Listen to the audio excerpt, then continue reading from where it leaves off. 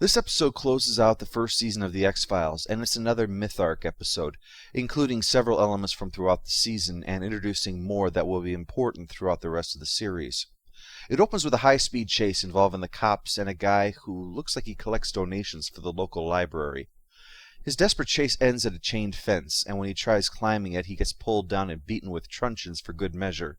Hey, post-Rodney King, cops know what they can get away with now.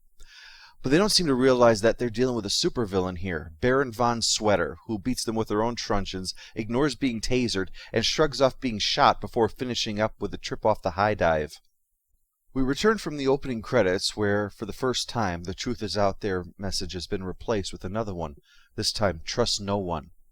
And we discover our hero, the man who threatens to expose the truth, ladies and gentlemen. This is why the government fears him so. He's awakened by a call from Deep Throat to switch from his research on Journey to the Center of the Earth, presumably to check out the lava men that are going to try to stop souls passing through, to watch the news story about Sweater's daring escape.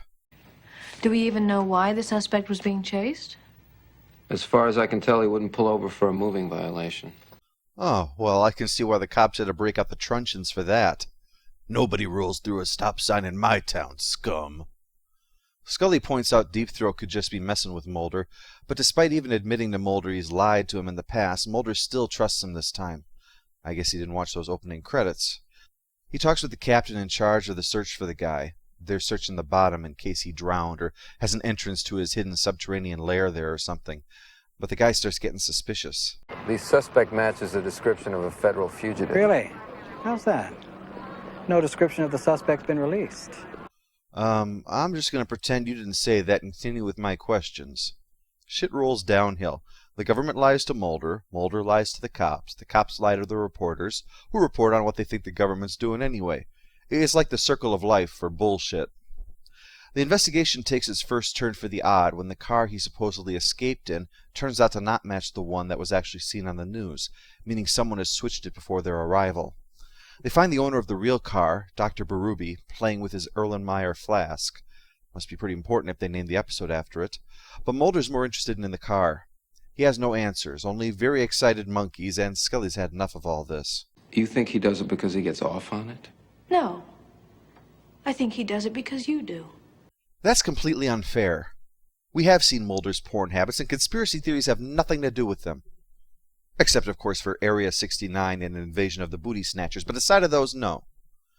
Deep Throat is actually waiting for him when he gets home, and now Mulder seems to be in agreement with Scully. When Deep Throat questions his dedication to the cause by giving in so easily, Mulder finally gets so upset at being dicked around all the time. If he wants to help, just flip and help or stop pestering him. That's his attitude. Trust me, you've never been closer. Closer to what?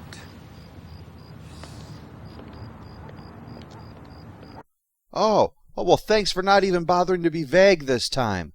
Mr. Mulder, your truth's truthiness is going to lead to various bad, nondescript ends. Yeah, I make it funny. You just keep walking, Trenchcoat. We return to Dr. Berube, still hard at work with his monkeys, when he gets a visit by Crew Cut Man. I do love X-Files names. It makes it so much easier for me to remember them. He wants to know the whereabouts of Dr. Sakar, sweater guy. See what I mean? But he claims he doesn't know. Sorry, wrong answer, and I'm afraid you're going to lose your chance at the final round, but you do get this parting gift, a trash lab and murder disguised as suicide. We soon discover Dr. Sakar has actually been hiding underwater all day, so in addition to his other powers, we'll have to add Aquaman abilities to the list. Mulder and Scully check out the lab, noting that none of this suicide business makes sense, but Mulder does find the flask, labeled Purity Control. Could be a clue. Okay, Mulder, but I'm warning you. If this is monkey pee, you're on your own. Cool, I won't have to split the monkey pee! While she gets the fun of the golden shower investigation, Mulder's checking out the doc's house. Wow, just climb through that unlocked window. When Mulder lies or violates people's privacy, it's good. When the government does it, it's evil. He goes through the guy's phone records and swipes some keys, but the lucky break comes when Dr. Sakar calls him out of the blue thinking that he's, the owner of the house. Don't know where he would get that impression from. I guess being shot hurt him more than he let on because he collapses and they call in an ambulance. But they didn't count on his stink defense. Puncturing his chest with a needle releases a gas that kills him or knocks him out or something, and he hops away and lurches off. But how far can he get without his faithful sweater? Scully's monkey pee turns out to contain bacteria, but not like any typically found on Earth. There's a virus inside, suggesting that this is some kind of gene therapy experiment, something that was still in its infancy at the time.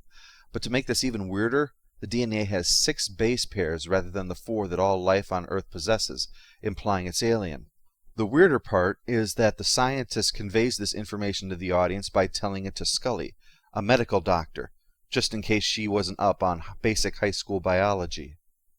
Meanwhile, Mulder's tracked down one of the phone numbers to a storage facility, which Dr. Berube was calling constantly. Oh, that won't attract attention.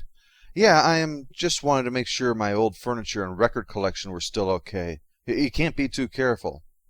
Per mystery rules, you never find a key unless you can use it, so Mulder figures he can find out something there. And boy does he.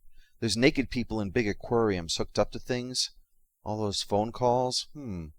Makes me wonder if this is what happens when even exporting all the phone jobs to India ceases being economical. They just have clones in vats wired directly into the phone system. Wow, imagine the profits. I'm sorry you're dissatisfied. As Congloma Corp's customer service representative, please feel free to take your frustrations out on me by pressing the pound key, which will cause 500 volts to travel through my tank. As I live to serve Congloma Corp, all hail the Cyano Brain! Congloma Corp strives to serve you better. On the way out, Crew Cut Man and some friends start chasing Mulder, but for once Mulder manages to actually get away.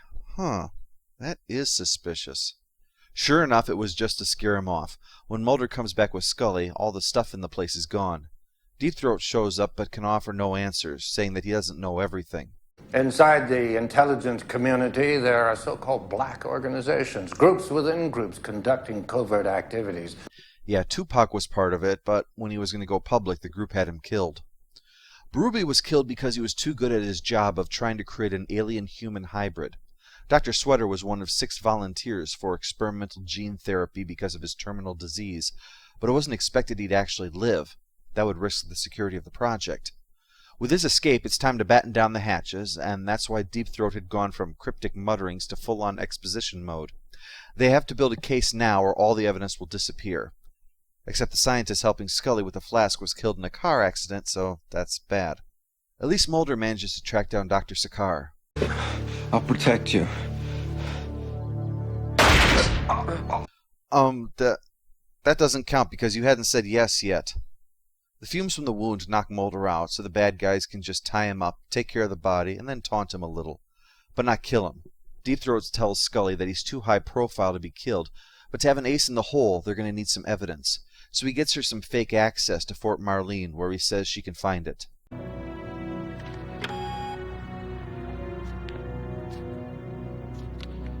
Name? Dana Scully, Company or institution? federal government. Project password? Bell? Camera? Peter Griffin? It's Purity Control, the label of the flask, and inside she discovers, the alien Beanie Baby! That's gotta be worth some real money. Boxed up and ready for delivery, but Scully doesn't trust Deep Throat to make the exchange. Let me tell you something you should know. In 1987, a group of children from a southern state were given what their parents thought was a routine inoculation. What they were injected with was a cloned DNA from the contents of that package you're holding as a test. Then they mutated and they all played football for the Dallas Cowboys during the 90s. Scully's even less sure about the exchange now, but Deep Throat convinces her it's the only way to save Mulder, so she gives him it for the exchange. It's a partial success. They dump Mulder out of the van, but Crew Cut Man also shoots Deep Throat. Trust.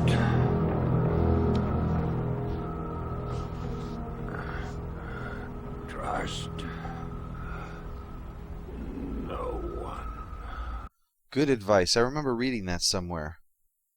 Want to maybe move Mulder before somebody runs him over? To add insult to injury, Mulder gets word that he and Scully are going to be split up and assigned to different units, and that the X-Files are going to get shut down. And finally, Cigarette Smoking Man is again in the big warehouse, where it seems he's pickled the alien fetus and is now putting it in the government cellar for the winter. All in all, I'd say round 1 has gone to the government. With so much going on, this episode is definitely a must-see. While it's not as grand as some other Myth episodes, its significance cannot be overstated. Purity control, for instance, becomes an essential part of the series, later referred to as the black oil or the black cancer, so common it even appeared in the X-Files game. The death of Deep Throat, the dissolving of the X-Files, the alien hybrids, all significant events for the series. What's more, as discussed back in Deep Throat, it demonstrates for the first time that approach of answering a question only to reveal another. Why make alien hybrids? Who wanted Deep Throat dead? How do we get our hands on an alien fetus? And so on. The X-Files soon begins its launch from niche show into the mainstream, thanks in no small part to this episode. You know, I've always held science as sacred. I've always put my trust in the accepted facts. And what I saw last night, for the first time in my life, I don't know what to believe. Interesting words, since Sacred Ground was the Voyager episode that likewise said that science is believed in. Again, it is not. Last year a study came out suggesting that neutrinos might break the light-speed barrier. It was essentially asking for other facilities to carry out similar experiments to see if they could verify that, because if it's true, it could have startling implications. And the most common response to it was that it was likely just instrumentation error and not actually happening. And none of those hesitations was because it was sacred and shouldn't be questioned, but simply because science wants the truth, not to be taken in by a lie. If it is ever proven that the light-speed barrier doesn't apply, then science will embrace it, as it has every other theory that has been demonstratively proven.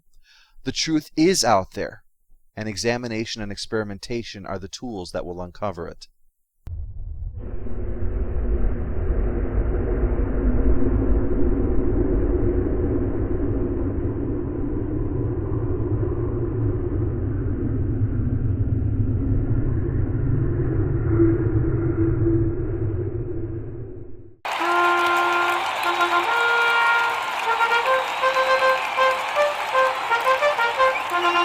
All hail the Overlord! All hail the Overlord!